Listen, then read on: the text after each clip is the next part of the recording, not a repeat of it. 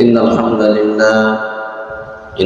لله نحمده ونستعينه ونستغفره ونؤمن به ونتوكل عليه ونعوذ بالله من شرور أنفسنا ومن سيئات أعمالنا من يهده الله فلا مضل له ومن يضلل فلا هادي له فلن تجد له وليا مرشدا ونشهد أن لا إله إلا الله وحده لا شريك له والذي لا ضد له ولا ند له لا مثل له ولا مثيل له لا وزير له ولا كفيل له لا شبه له ولا شبيه له لا ولد له ولا والد له وهو الواحد الفرد الصمد لم يلد ولم يولد ولم يكن له كفوا أحد ونشهد أن سيدنا ونبينا وحبيبنا وبشيرنا ونذيرنا وطبيبنا وطبيب أرواحنا وحبيبنا وحبيب ربنا محمدا عبد الله ورسوله أرسله بالحق بشيرا ونذيرا وداعيا إلى الله بإذنه سراجا منيرا فقد قال الله تبارك وتعالى في كلامه المجيد وفي فرقانه الحميد أعوذ بالله من الشيطان الرجيم بسم الله الرحمن الرحيم إنا أعطيناك الكوثر فصل لربك وانحر إن شانئك هو الأبتر إن الله وملائكته يصلون على النبي يا أيها الذين آمنوا صلوا عليه وسلموا تسليما اللهم صل على محمد وعلى آل محمد كما صليت على إبراهيم وعلى آل إبراهيم إنك حميد مجيد اللهم بارك على محمد وعلى آل محمد كما باركت على إبراهيم وعلى آل إبراهيم إنك حميد مجيد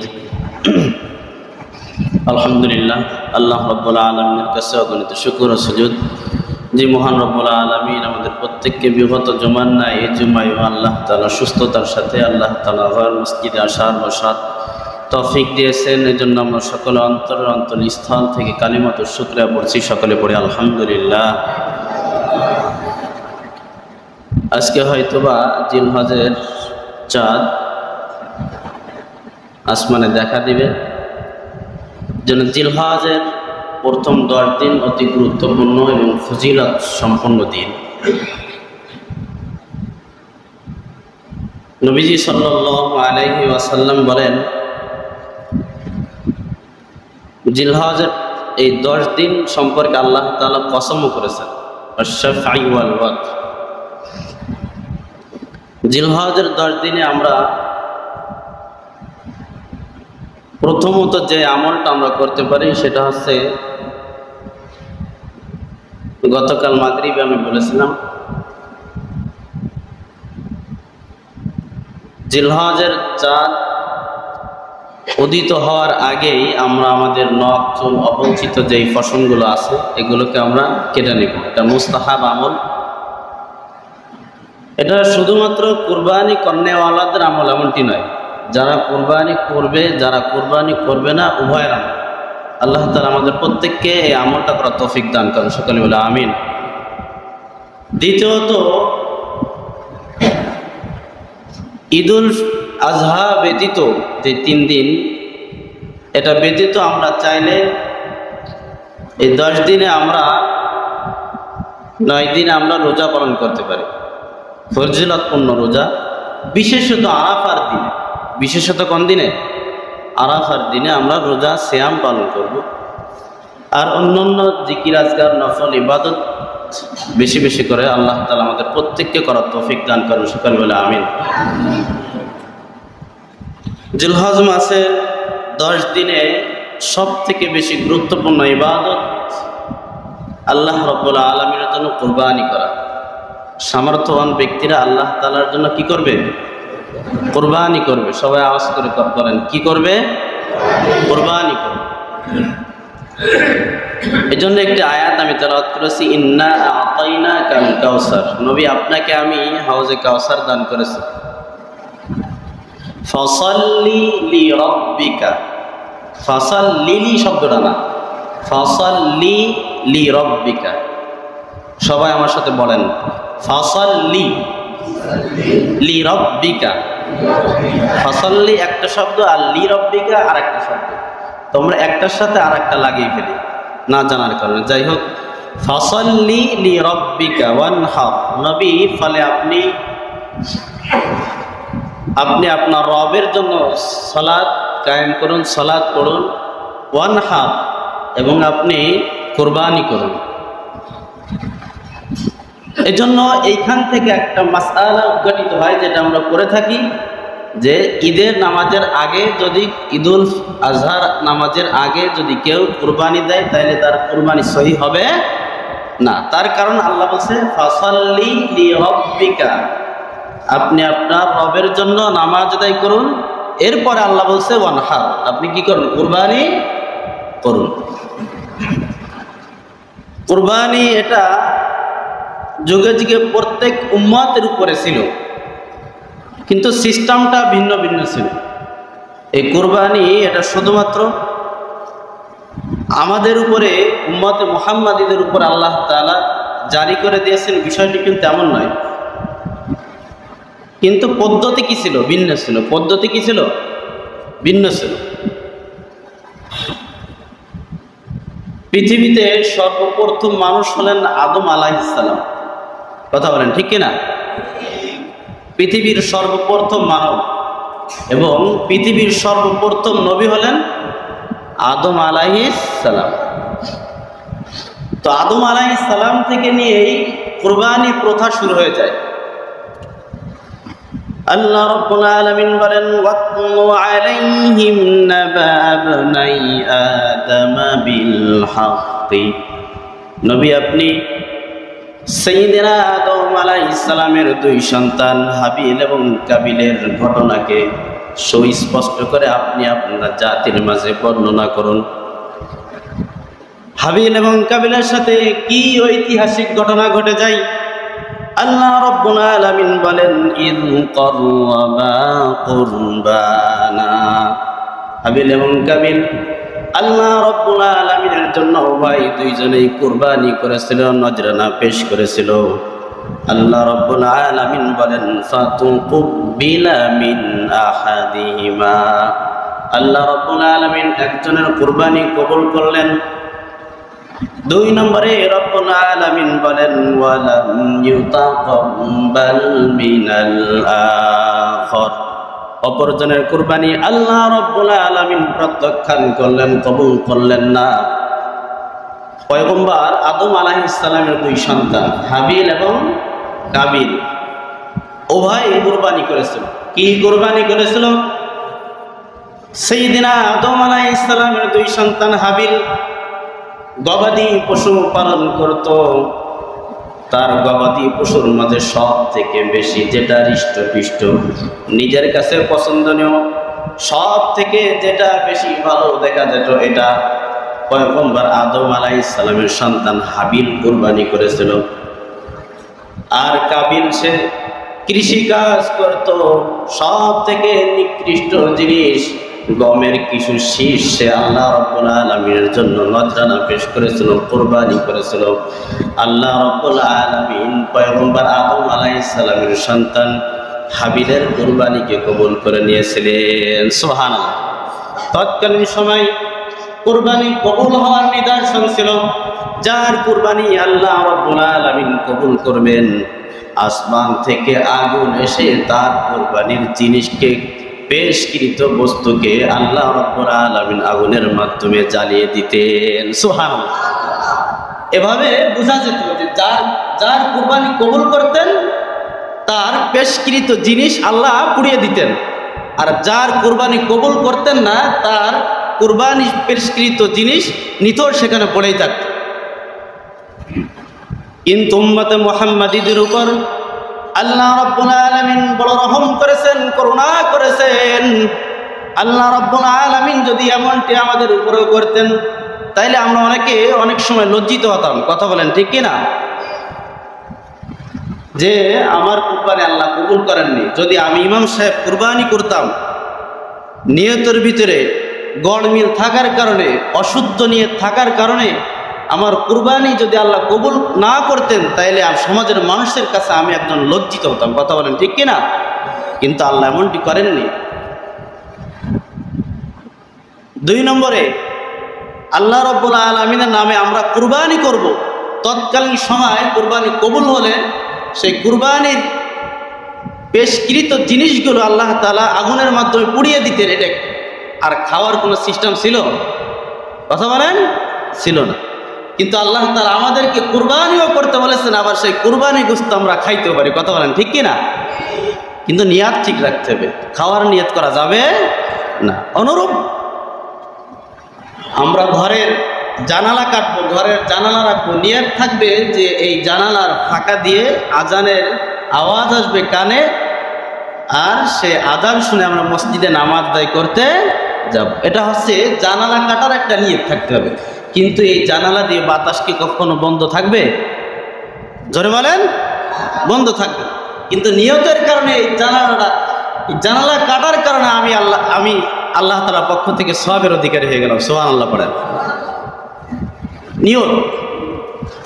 যাই হোক, যে কথা বলতেছিলাম, আল্লাহ রাব্বুল আলামিন সাইয়্যিদিনা আদম আলাইহিস সালাম তার সন্তান হাবিলের কুরবানি কবুল করলেন, কাবিলের কুরবানি কবুল করলেন না। তার মাঝে একটা কারণ হলো হাবিল সব থেকে পছন্দনীয় জিনিস আল্লাহর জন্য কুরবানি করেছিলেন, আর কাবিল সব থেকে খারাপ জিনিস আল্লাহর জন্য কবুল করেছিলেন। এই জন্য কাবিলের কুরবানি আল্লাহকে পছন্দ করেন। এই জন্য কানা, খোড়া, লেলা, হাঁটতে পারে না, গায়ে গোশ নাই, আর সব কুরবানি করবো আল্লাহর জন্য সব থেকে পছন্দের জিনিসটা। পারবেন না ইনশাআল্লাহ? আল্লাহ তাআলা আমাদের প্রত্যেককে আমল করার তৌফিক দান করেন। সকলে বললেন আমিন। হাবিলের কুরবানি, কাবিলের কুরবানি আল্লাহ রাব্বুল আলামিন কবুল করলেন না। কাবিল হাবিলের উপরে অগ্নিশর্মা হয়ে পড়ল। কাবিল অগ্নিশর্মা হয়ে গিয়ে বলে, ক্বালা লা আকতুলান্নাক, আমি তোমাকে হত্যা করব। কাবিল হাবিলকে বলতেছে, আমি তোমাকে হত্যা করব। আল্লাহ রাব্বুল আলামিন আমার কুরবানি কেন কবুল করলেন না? হাবিল তার জবাবে বলল, ক্বালা ইন্নামা ইয়াতাকাব্বালুল্লাহু মিনাল মুত্তাকিন, তুমি আমাকে কেন হত্যা করবা? তোমার কুরবানি আল্লাহ রাব্বুল আলামিন কবুল করেন নাই, এর জন্য তুমি আমাকে কেন দায়ী করছো? আল্লাহ রাব্বুল আলামিন তো শুধুমাত্র মুত্তাকিদের কুরবানি কবুল করে থাকেন। সুবহানাল্লাহ। তুমি আমাকে হত্যা করো না, তুমি আমাকে হত্যার হুমকি দিও না, বরঞ্চ তুমি নিজেকে ফরেজগারিতা এবং মুত্তাকি হওয়ার জন্য তুমি চেষ্টা করো। সুবহানাল্লাহ পড়েন। তার কুরবানি আল্লাহ কবুল করে না, এই জন্য ভাইকে হত্যা করবে। তো কেন তুমি আমাকে হত্যার হুমকি দাও? তোমার কুরবানি তো কবুল হয়নি এজন্য, আমার কারণে না। তোমার ভিতরে তাকওয়া নাই, তোমার ভিতরে ফরেজগারিতা নাই, এজন্য আল্লাহ তোমার কুরবানি প্রত্যাখ্যান করছেন। নিথর তোমার কুরবানি ওখানে পড়ে রয়েছে, আল্লাহর কাছে পছন্দনীয় হয় নাই। এজন্য সহি শুদ্ধ নিয়তে তাকওয়ার সাথে ফরেজগারিতার সাথে আমাদের প্রত্যেকের কুরবানি করার প্রয়োজন আছে না নাই? কাবিল হাবিলকে আবার হুমকি দেয়। আল্লাহ রাব্বুল আলামিন বলেন, লাইম বাসাত্তা ইলাইয়া ইয়াদাকা লিতাকতুলানি মা আনা বিবাসিতি ইয়াদিয়া ইলাইকা লাআকতুলান্নাক। কাবিল হাবিলকে বলল, তুমি যদি আমাকে হত্যা করার জন্য তোমার হাতকে প্রসারিত করো, তাইলে আমি তোমাকে হত্যা করার জন্য ভাই আমার হাতকে তোমার দিকে আমি প্রসারিত করব না। কাবিল হাবিলকে হত্যা করবে, হত্যার হুমকি দেয়। এজন্য হাবিল বলতেছে যে, কাবিল ভাই, তুমি যদি আমাকে হত্যা করার জন্য আমার দিকে তোমার হাতকে প্রসারিত করো, তাহলেও আমি তোমাকে হত্যা করার জন্য আমার হাতকে প্রসারিত করব। তার কারণ ইন্নী আখাফুল্লাহ রাব্বাল আলামিন, দুনিয়ার কোনো মানুষকে আমি ভয় করি না। কিয়ামতের ময়দানে আল্লাহর সামনে আমাকে দাঁড়াইতে হবে, সেই আল্লাহ রাব্বুল আলামিনকে আমি ভয় করি। সুবহানাল্লাহ। আমি তোমাকে হত্যা করব না, কারণ আমি আল্লাহ তাআলাকে ভয় করি। ইন্নী উরিদু আন তাবুআ বিইসমি ওয়া ইসমিকা ফাতাকুনা মিন আসহাবিন নার।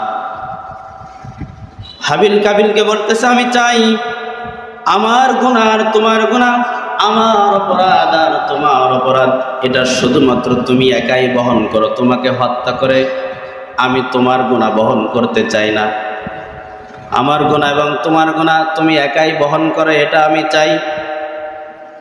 আল্লাহ রাব্বুল আলামিন এরপর বলেন, ফাতাকুনা মিন আসহাবিন নার। হাবিল বলল, এর মাধ্যমে তুমি জাহান্নামের অধিকারী হও, তাতে আমার কিছু আসে যায়।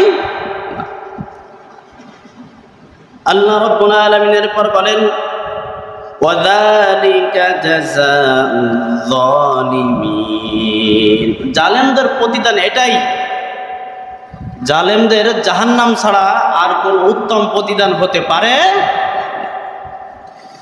এরপর আল্লাহ রাব্বুল আলামিন বলেন, ফাতাওয়াত লাহু নাফসুহু ক্বাতলা আখি।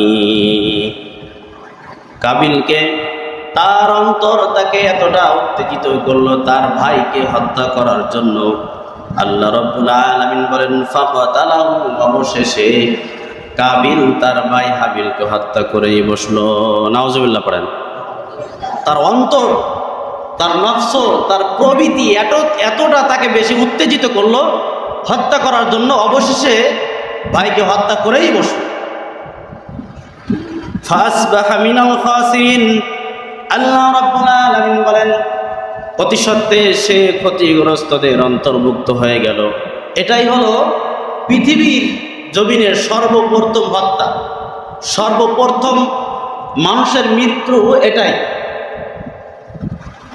কাবিল যখন হাবিলকে হত্যা করল, পেরেশানি হয়ে গেল তার ভাইকে কিভাবে লুকায়িত করা যায়, কেমন করে সে দাফন করবে সে বুঝতেছিল না। তার কারণ এটাই তো সর্বপ্রথম মানব হত্যা। কথা বলেন ঠিক কিনা? আল্লাহ রাব্বুল আলামিন বলেন, ফাবাআসাল্লাহু গুরাবান ইয়াবহাসু ফিল আরদি লিয়ুরিয়াহু। আল্লাহ রাব্বুল আলামিন একটি কাক পাঠিয়ে দিলেন, এরপর কাক মাটি খুঁড়তে লাগলো। কাকের মাধ্যমে আল্লাহ রাব্বুল আলামিন কাবিলকে শিক্ষা দিলেন যে কাইফা ইওয়ারি সাওআতা আখি, কেমন করে সে তার ভাইকে দাফন করবে। এটা আল্লাহ রাব্বুল আলামিন মানবকে একটা কাকের মাধ্যমে শিক্ষা দিলেন। قال يا ويلتى أعجزت أن أكون مثل هذا الغراب, সে আফসোস করে বলতে লাগলো, হায় আফসোস আমার, একটা কাকের থেকে আমার শিক্ষা নিতে হলো। আল্লাহ তাআলা জালেম কেমন করে শিক্ষা দেন। এরপর সে ফাসবাহা মিনান নাদিমিন, সে অনুতপ্ত হলো নিজে। এই অনুতপ্তটা যদি সে এই জন্য হতো যে আমি আল্লাহর বিধান সীমালঙ্ঘন করেছি, তাইলে আল্লাহ তাআলা তাকে মাফ করে দিতেন। কিন্তু সেজন্য সে অনুতপ্ত হয়নি, সে অনুতপ্ত হয়েছে যে আমার ভাইকে আমি হত্যা করেছি। তো এটা আল্লাহর কাছে কোনো ব্যাপার না। সে যদি অনুতপ্ত এই জন্য হতো যে আল্লাহর বিধান আমি সীমালঙ্ঘন করেছি, আল্লাহ তাআলা তাকে মাফ করে দিতেন। এই জন্য মুফাসসিরিনে কেরাম তাফসীরের কিতাবের মাঝে লিখেছেন যে যত হত্যার কাণ্ড ঘটবে, যত হত্যার কাণ্ড ঘটবে, এই কাবিলের আমল নামায় তার একটা প্রতিদান চলে যাবে। এরপরে আল্লাহ রাব্বুল আলামিন বিধান চালু করে দিলেন, মিন আজলি যালিক কাতাবনা আলা বনি ইসরাঈল। আল্লাহ রাব্বুল আলামিন বিধান চালু করে দিলেন বনি ইসরাঈলের উপরে, আন্নাহু মান ক্বাতালা নাফসান বিগাইরি নাফসিন আও ফাসাদিন ফিল আরদি ফাকান্নামা ক্বাতালান নাসা জামিআ। বিনা কারণে বিনা অপরাধে যদি কেউ কাউকে হত্যা করে, তাইলে তার আমলনামায় পুরা পৃথিবীর মানুষকে হত্যা করার অপরাধ আল্লাহ রাব্বুল আলামিন উঠিয়ে দিবে। নাউজুবিল্লাহ পড়েন। আল্লাহর এই জমিনে, ইতিহাস সাক্ষী, আল্লাহর এই জমিনে অনেক নিরপরাধ মানুষদেরকে ফাঁসির কাস্টে ঝুলিয়ে হত্যা করা হয়েছে। কথা বলেন ঠিক কিনা? হ্যাঁ, বিনা কারণে বিনা অপরাধে মানুষকে হত্যা করলে তার আমল নয় পুরা পৃথিবীর মানুষকে হত্যা করার গুনাহ, অন্যায় আল্লাহ তাআলা উঠিয়ে দেবেন। আল্লাহ রাব্বুল আলামিন আমাদেরকে এই অপরাধ থেকে, এই অপরাধের অপরাধী থেকে আল্লাহ রাব্বুল আলামিন আমাদের প্রত্যেককে সহযোগিতা থেকে হিফাজত থাকার তৌফিক দান করেন। সকলে বলে আমিন। আল্লাহ রাব্বুল আলামিন বলেন, ওয়ামান আহইয়াহা ফাকান্নামা আহইয়ান নাস জামিআ। আর যেই ব্যক্তি একজনের প্রাণকে রক্ষা করলো, রব্বুল আলামিন বলেন সে যেন পুরা পৃথিবীর মানুষের প্রাণকে হত্যা করার সওয়াবের অধিকারী হয়ে গেল। সুবহানাল্লাহ। যাই হোক, যে কথা আমরা বলতেছিলাম, মূল কথা হচ্ছে যে আল্লাহ তাআলা হাবিলের কুরবানি আল্লাহ তাআলা কবুল করলেন, কাবিলের কুরবানি কবুল করলেন না। তার একটাই কারণ, কাবিল ছিল স্বৈরাচারী, ফরেজগার, মুত্তাকি ছিল না। আর হাবিল সে আল্লাহ রাব্বুল আলামিনের বিধান পালন করতে তার কোনো দ্বিধা ছিল না।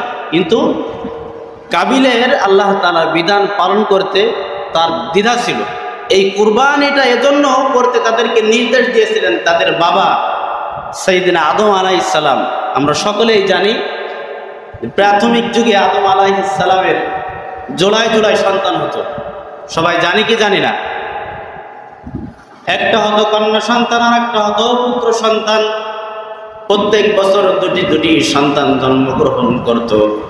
তখনকার সময় বিবাহের বিধান ছিল প্রথম জোড়ার কন্যা সন্তানের সাথে দ্বিতীয় জোড়ার পুত্র সন্তানের বিবাহ হবে। প্রথম জোড়ার পুত্র সন্তানের সাথে দ্বিতীয় জোড়ার কন্যা সন্তানের বিবাহ জায়েজ ছিল। আর নিজের সহধর্মিনী যমজ বোনের সাথে বিবাহকে আল্লাহ রাব্বুল আলামিন এটা হারাম করে দিয়েছিলেন। কিন্তু কাবিলের সহধর্মিনী যেই বোন ছিল, সুশ্রী ছিল, সুন্দরী ছিল, যেটা হাবিলের সাথে বিবাহ জায়েজ ছিল, কাবিলের সাথে বিবাহ জায়েজ ছিল না। কিন্তু কাবিল এই বিধান মানতে রাজি ছিল না।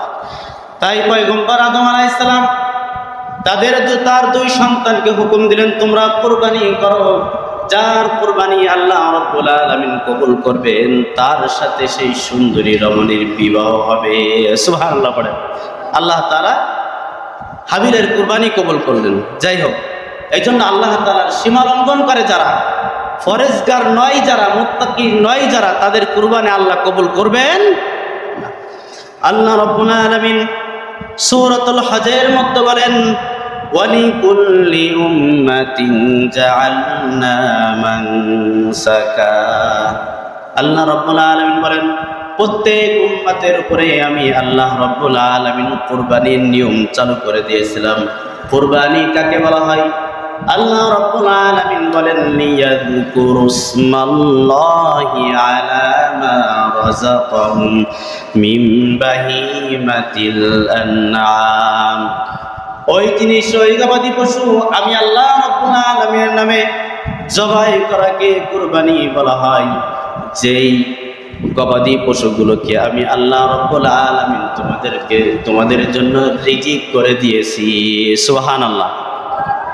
প্রশ্ন করতে পারেন, হুজুর আমি যদি আপনাকে প্রশ্ন করি, আল্লাহ রাব্বুল আলামিন আমাদের জন্য সমস্ত হালাল জিনিসকে রিজিকের ব্যবস্থা করে দিয়েছেন, কথা বলেন ঠিক কিনা? কোনো হারাম জিনিস আমরা খাই না, কোনো হারাম জিনিস আমাদের জন্য রিজিক আল্লাহ তাআলা করে দেননি। সমস্ত হালাল জিনিস রিজিকের ব্যবস্থা আল্লাহ তাআলা করেছেন।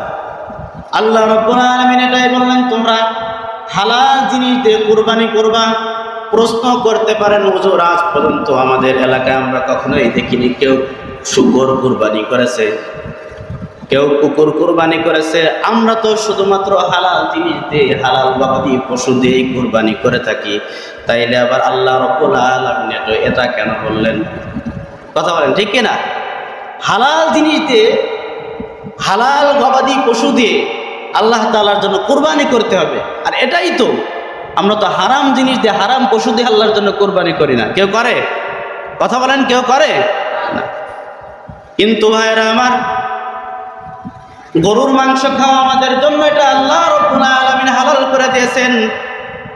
দুম্বার গোশত খাওয়া আল্লাহ রাব্বুল আলামিন হালাল করে দিয়েছেন। ছাগলের গোশত খাওয়া আল্লাহ রাব্বুল আলামিন হালাল করে দিয়েছেন। কিন্তু এই হালালকৃত মাংস কেউ যদি হারাম টাকা দিয়ে ক্রয় করে, এই গোশত তাদের প্রত্যেকের জন্য হারাম হয়ে যায়, ঠিক কিনা?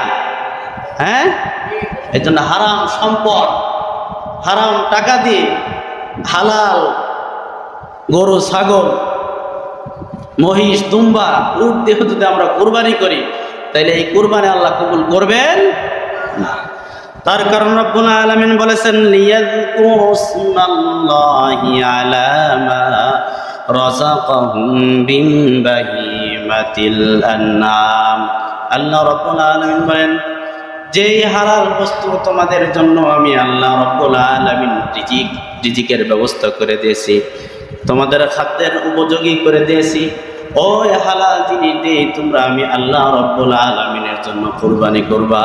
সুবহানাল্লাহ। আল্লাহ রাব্বুল আলামিন আমাদের প্রত্যেককে হালাল সম্পদ দিয়ে আল্লাহর জন্য কুরবানি করার তৌফিক দান করেন। সকলে বলে আমিন। কুরবানি হতে হবে শুধুমাত্র আল্লাহ রাব্বুল আলামিনের সন্তুষ্টির জন্য, শুধুমাত্র আল্লাহ রাব্বুল আলামিনকে দেখানোর জন্য, শুধুমাত্র আল্লাহ রাব্বুল আলামিনের হুকুম পালন করার জন্য। কথা বলেন ঠিক কিনা? লোক দেখানোর জন্য কুরবানি নয়, শুধুমাত্র আল্লাহকে দেখানোর জন্য কুরবানি। লোকের সন্তুষ্টির জন্য কুরবানি নয়, শুধুমাত্র আল্লাহ রাব্বুল আলামিনের সন্তুষ্টির জন্য কুরবানি।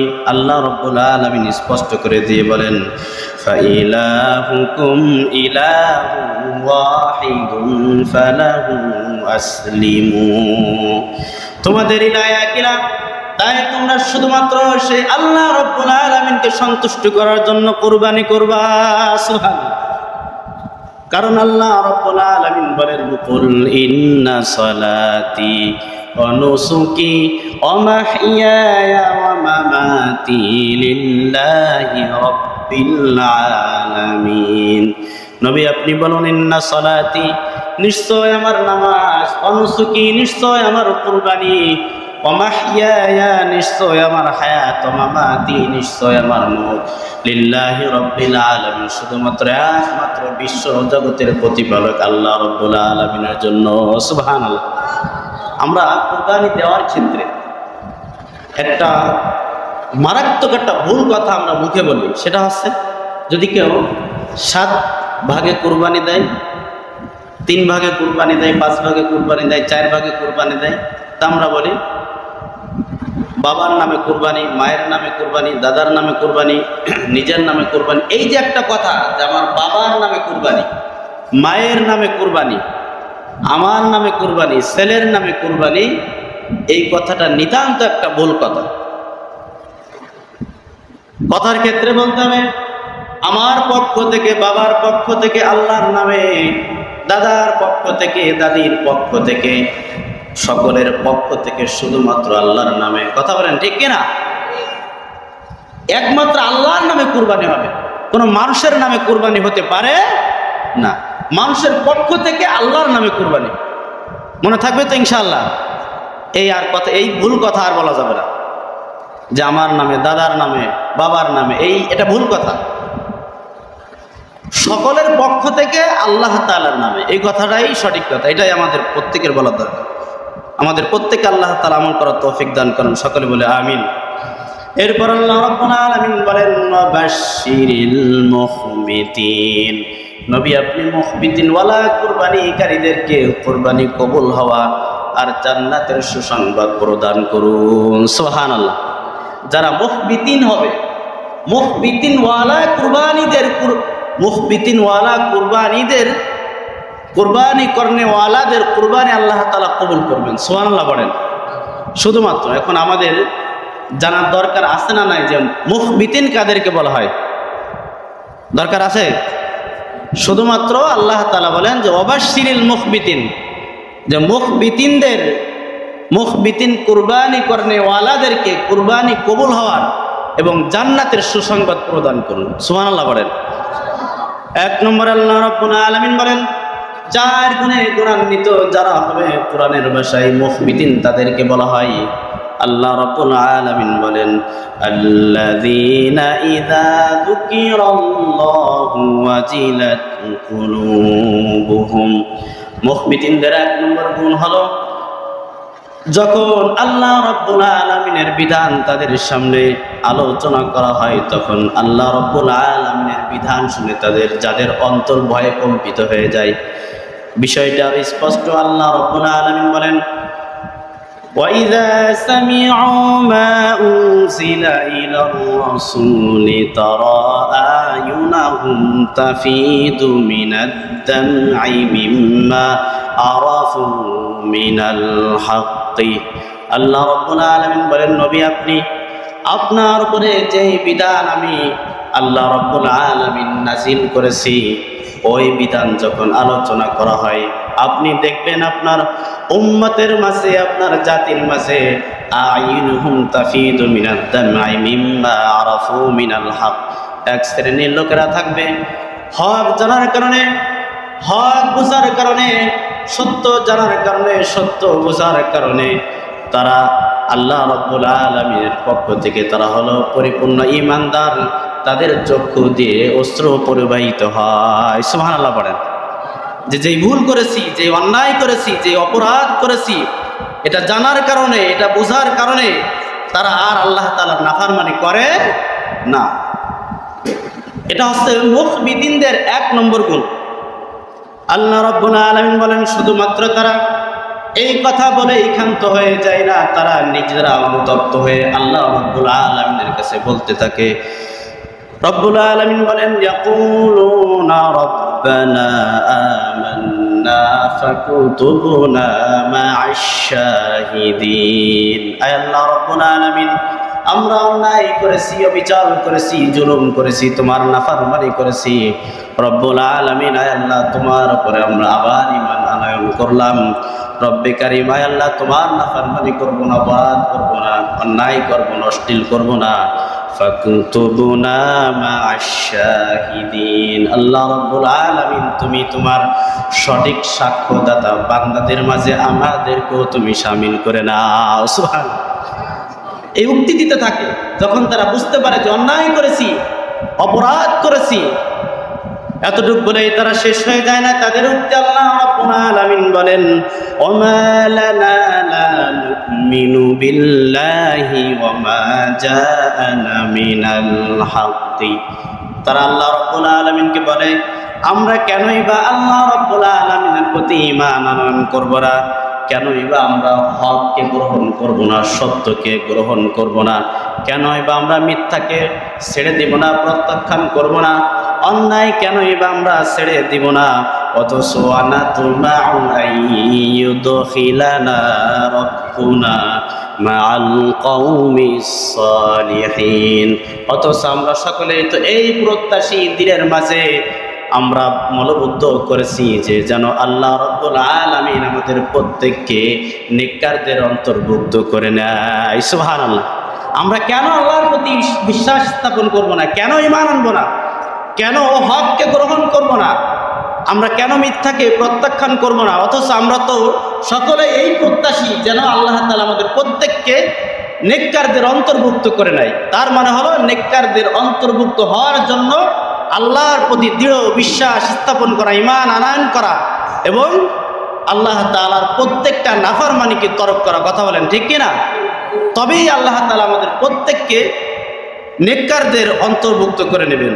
আল্লাহ রাব্বুল আলামিন এই উক্তিদেরকে, এই উক্তি করনেওয়ালা বান্দাদেরকে রব্বুল আলামিন পুরস্কারের ঘোষণা দিয়ে দিলেন ফাআসাবাহুমুল্লাহু বিমা ক্বালু জান্নাত। আল্লাহ রাব্বুল আলামিন বলেন যারা আমার কোরআন শুনে, আমার বিধান শুনে, আমি আল্লাহ রাব্বুল আলামিনের বিধান শুনে, কোরআন শুনে যারা আমি আল্লাহ রাব্বুল আলামিনের প্রতি তারা এই কথা বলল, এই উক্তি করলো, তাদেরকে আমি আল্লাহ রাব্বুল আলামিন এমন জান্নাত দান করে দিব তাজরি মিন তাহতিহাল আনহার, যেই জান্নাতের তলদেশ দিয়ে শুধু ঝর্ণা দ্বারা প্রবাহিত হতে থাকবে। সুবহানাল্লাহ। যারা এই উক্তি করবে আল্লাহ তাআলা বলেন এদেরকে আমি এমন জান্নাত দান করব যেই জান্নাতের তলদেশ দিয়ে শুধু ঝর্ণা দ্বারা প্রবাহিত হতে থাকবে। আর আল্লাহ রাব্বুল আলামিন বলেন ওয়াযালিকা জাযাউল মুহসিনিন, আর এটাই হলো নেক কাজ করনেওয়ালাদের উত্তম প্রতিদান। সুবহানাল্লাহ।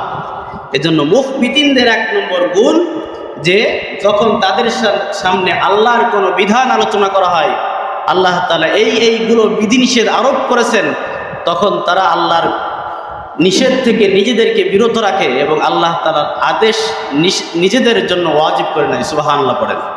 এটা মুখবিতিনদের এক নম্বর গুণ। দুই নম্বরে আল্লাহ রাব্বুল আলামিন বলেন ওয়াস-সাবিরিনা আলা মা আসাবাহুম, দিন কায়েম করতে গিয়ে, দিনের পথে চলতে গিয়ে যতই বাধা বিপত্তি আসুক না কেন, তারা সর্বদা আল্লাহ রাব্বুল আলামিনের উপর ধৈর্য ধারণ করে, সবর করে তারা তাদের মিশন চালিয়ে যায়। সুবহানাল্লাহ বলেন। সর্ব অবস্থায় যত দুঃখ বিপদ বালা মুসিবত আসুক না কেন, আল্লাহ তাআলার কোনো বিধান থেকে নিজেকে দূরে সরিয়ে রাখা যাবে। ব্যবসায় লস হয়ে গেছে, কৃষি খামার করতে গিয়ে লস হয়ে গেছে, উন্মাদ হয়ে যায়, নামাজ ছেড়ে দেয়, যাকাত ছেড়ে দেয়, আছে না নাই? না, এটা করা যাবে না। যত বিপদ মুসিবত আসুক না কেন, আল্লাহ তাআলার বিধানের উপরে আমাদের প্রত্যেকের অটল থাকার দরকার, আছে না নাই? তিন নম্বরে আল্লাহ রাব্বুল আলামিন বলেন ওয়াল মুকিমিনাস সালাত, মুখবিতিনদের তিন নম্বর গুণ হলো তারা নামাজ কায়েমকারী হয়, নামাজ আদায় করে। নামাজ নাই যার কুরবানি নাই তার। কথা বলেন ঠিক কিনা? হ্যাঁ, আমি আপনাদেরকে একটা ছোট্ট পরামর্শ দেব, যদিও এই পরামর্শটা দেওয়া আমার জন্য ঠিক নয়, তারপরও যারা যারা কুরবানি করবেন কমসে কম এই 10 দিন এই 4 গুণে গুণান্বিত হওয়ার দরকার, আছে না নাই? কারণ আল্লাহ বলছে এই 4 গুণে গুণান্বিত ব্যক্তিদের কুরবানিকে আমি আল্লাহ তাআলা কবুল করে নিব। এই জন্য যারা নামাজ পড়েন না, নামাজ পড়েন না, কোরবানি করার আগ পর্যন্ত কমসে কম, আমি এই কথা বলতেছি না আপনাদেরকে, এটা শিখাচ্ছি না। নামাজ আমাদেরকে হাত্তা ইয়াতিয়াকাল ইয়াকিন, মৃত্যুর আগ পর্যন্ত পড়তে হবে। কথা বলেন ঠিক কিনা? আল্লাহর বিধান আমাদেরকে মৃত্যুর আগ পর্যন্ত পালন করতে হবে। আল্লাহ তাআলা আমাদের প্রত্যেককে নামাজ কায়েম করার তৌফিক দান করেন, সকালে বলে আমিন। 4 নম্বর আল্লাহ রাব্বুল আলামিন বলেন ওয়া মিম্মা রাযাকনাহুম ইউনফিকুন। মুখবিদিনদের 4 নম্বর গুণাবলী হলো আমি আল্লাহ রাব্বুল আলামিন তাদেরকে যেই সম্পদ দান করেছি, রিজিক দান করেছি, আমার মুখবিদিন বান্দারা তারা সর্ব অবস্থায় সুখে দুঃখে সচ্ছলে অসচ্ছলে আমার মুখবিদিন বান্দারা তারা দান খয়রাত করে। সুবহানাল্লাহ বলেন। রব্বুল আলামিন বলেন এই 4 গুণে গুণান্বিত ব্যক্তি যারা হবে, অবশ্যিরিল মুখবিতিন, নবী আপনি এই 4 গুণে গুণান্বিত ব্যক্তিদের কুরবানি কবুল হওয়া এবং জান্নাতের প্রবেশ হওয়ার সুসংবাদ প্রদান করুন। সুবহানাল্লাহ। এরপর রব্বুল আলামিন বলেন ওয়াল বুদুনা জাআলনাহা লাকুম মিন শাআইরিল্লাহি লাকুম ফিহা খায়র। কুরবানির গবাদি পশু উট, তার মাঝে আমি আল্লাহ রাব্বুল আলামিন তোমাদের জন্য অনেক নিদর্শন রেখে দিয়েছি। উটের মাঝে আল্লাহ তাআলা অনেক নিদর্শন রেখে দিয়েছে। এটা আলোচনা আমরা ভিন্ন একদিন শুনবো। এত পরিমাণে এত বেশি নিদর্শন আল্লাহ তাআলা রেখে দিয়েছেন, অবাক হয়ে যাওয়ার কথা। আল্লাহ রাব্বুল আলামিন বলেন লাকুম ফিহা খায়র। এই কুরবানির মাঝে আমি আল্লাহ রাব্বুল আলামিন তোমাদের জন্য প্রচুর পরিমাণে কল্যাণ রেখে দিয়েছি। তাই ফাযকুরুসমাল্লাহি আলাইহা সাওয়াফ। আপনারা দেখেছেন, আমি স্বচক্ষে দেখিনি, যারা হজ করতে গিয়েছেন তারা আপনারা দেখেছেন উট সারিবদ্ধভাবে দাঁড়িয়ে রেখে নহর করা হয়। কথা বলেন ঠিক কিনা? যারা হাজী সাহেব আছে আপনারা তো দেখেছেন, দেখার সৌভাগ্য হয়েছে। উটকে দাঁড়ানো রেখে নহর করা হয় না? নহর করা হয়। আল্লাহ রাব্বুল আলামিন বলেন আমার দেখার সৌভাগ্য হয়নি, আল্লাহ তাআলা যেন আমাদের প্রত্যেককে হজে যাওয়ার তৌফিক দান করেন, সকলে বলে আমিন। আল্লাহ রাব্বুল আলামিন বলেন ফাইদা ওয়াজাবাত জুনুবুহা। এই উট যখন জমিনে পড়ে যায়, আল্লাহ রাব্বুল আলামিন বলেন এক কথা, কুরবানির গোশত রব্বুল আলামিন বলেন ফাকুলু মিনহা ওয়া আতঈমুল কানিয়া ওয়াল মুতার। এই কুরবানির গোশত বন্টন রব্বুল আলামিন বলেন ফাকুলু মিনহা, এর থেকে তোমরা নিজেরা খাও, ওয়া আতঈমুল কানিয়া, আর কানিয়াদেরকে খাওয়াও। কানিয়া বলা হয় পরিতুষ্টি হয়ে যারা ঘরে বসে আছে, যারা এমন মানুষ যারা অন্যের কাছে চাইতে পারে না, অন্যের কাছে কি চাইতে পারে না, কুরবানি দিতে পারেনি কিন্তু গরিব অসহায়, অন্যের কাছে চাইতে পারে না, দাবি করতে পারে না। এটা হচ্ছে এক শ্রেণীর অভাবী সমাজে থাকে। আর এক শ্রেণীর অভাবী আছে, তারা ঘর থেকে বের হয়ে যায়, অন্যের কাছে প্রার্থনা করে। কথা বলেন আছে না নাই? আল্লাহ রাব্বুল আলামিন বলেন কানিয়া, তার মাঝে আত্মীয়তা। আল্লাহ রাব্বুল আলামিন বলেন নিজেরা খাও, আর এমন আত্মীয় এবং যারা কুরবানি করতে পারেনি, পরিতৃপ্তি হয়ে ঘরে বসে থাকে, অন্যের কাছে চাইতে পারে না, তারা না আসলেও তোমরা দেখে থেকে তাদের কাছে তোমরা কুরবানির গোশত পৌঁছে দিবা। সুবহানাল্লাহ। এবং যারা ফকির তাদেরকেও তোমরা দেবা। অলমুতার বলা হয়। দেখেন, কুরবানির গোশত চাইলে আমি একা খেয়ে ফেলতে পারি, আবার চাইলে সব আত্মীয়দেরকে দিয়ে দিতে পারি, জায়েজ আছে। আবার চাইলে সব এতিম মিসকিনদেরকে, গরিব দুঃখীদেরকে দিয়ে দিতে পারি, এটা জায়েজ। কিন্তু উত্তম হলো নিজে খাওয়া, আত্মীয়দেরকে দেওয়া এবং গরিব দুঃখীদেরকে দেওয়া। ভাইরা আমার, কুরবানি করা এটা ভোগের বিষয় না, এটা হচ্ছে ত্যাগের ব্যাপার। কথা বলেন ঠিক কিনা? এই জন্য যত ত্যাগ করা যায় তত ভালো, যত ত্যাগ করা যায় তত ভালো। এই জন্য আল্লাহ রাব্বুল আলামিন বলেন কাযালিকা সাখখারনাহা লাকুম লাআল্লাকুম তাশকুরুন। আমি আল্লাহ রাব্বুল আলামিন এত বিশাল বিশাল গবাদি পশুকে তোমাদের জন্য বশীভূত করে দিয়েছি, লাআল্লাকুম তাশকুরুন, যাতে করে তোমরা কুরবানির মাধ্যমে আমি আল্লাহ রাব্বুল আলামিনের শুকরগুজার বান্দা হতে পারো। সুবহানাল্লাহ। কত বিশাল বিশাল গবাদি পশু, শরীরের দিক দিয়ে এটা আমাদের থেকে বিশাল না? কথা বলেন। এই জন্য আল্লাহ তাআলা বলেন। এরপর রব্বুল আলামিন বলেন, এই অন্তরের নিয়তটা তোমরা আগে ঠিক করবা। গোশ খাওয়ার নিয়তে, লোক দেখানোর নিয়তে, লোকের সন্তুষ্টর নিয়তে তোমরা কখনোই কুরবানির পশুর গলায় ছুরি লাগাবা না। আল্লাহ রাব্বুল আলামিন বলেন, তার মানে হলো লা ইয়ানালাল্লাহা লুহুমুহা ওয়ালা দিমাউহা ওয়ালাকিন ইয়ানালুহুত তাকওয়া মিনকুম। জেনে নাও, আমি আল্লাহ রাব্বুল আলামিনের কাছে তোমাদের কুরবানির মাংস পৌঁছায় না। আমি আল্লাহ রাব্বুল আলামিনের কাছে তোমাদের কুরবানির রক্ত, পশুর রক্ত পৌঁছায় না। ওয়ালাকিন ইয়ানালুহুত তাকওয়া মিনকুম, শুধুমাত্র একটা জিনিস পৌঁছায় আমি আল্লাহ তাআলার কাছে, সেটা হলো তোমাদের মনের ইচ্ছা। সুবহানাল্লাহ পড়েন। কোন ইচ্ছায়, কোন নিয়তে কুরবানি করেছে? এই জন্য আল্লাহ তাআলা আমাদের প্রত্যেককে একদম সাচ্চা নিয়তে আল্লাহ রিজাবন্দির উদ্দেশ্যে কুরবানি করার তৌফিক দান করেন। সকলে বলে আমিন। কাযালিকা সাখখারাহা লাকুম লিতুকাব্বিরুল্লাহা আলা মা হাদাকুম। আমি আল্লাহ তাআলা তোমাদের জন্য বিশাল বিশাল পশুকে বশীভূত করে দিয়েছি, যাতে করে তোমরা আমি আল্লাহ তাআলা বরত্ব প্রকাশ করতে পারো, এবং আমি আল্লাহ তাআলা তোমাদের হেদায়েতের পথ প্রদর্শন করে থাকি। সকলে বলেন সুবহানাল্লাহ। অবশ্যই মুহসিনিন, এমন মুহসিনদেরকে আপনি নবী হে আবার কুরবানি কবুল হওয়ার সুসংবাদ প্রদান করুন। যে কথাগুলো আছে, বাকি কথাগুলো তো আমরা আগামী সপ্তাহে এমন একটা আলোচনা শুনবো ইনশাআল্লাহ। শোনার পরে কুরবানির ব্যাপারে আমাদের মাসলা মাসাইল দিয়ে আর কোনো নিজেদের অন্তরের ভিতরে আর কোনো প্রশ্ন থাকবে না। এজন্য এই জুমায় আল্লাহ তাআলা আমাদের প্রত্যেককে যে আলোচনাগুলো করেছি, আলোচনাগুলো আমলে পরিণত করার তৌফিক দান করেন। সকলে বলে আমিন।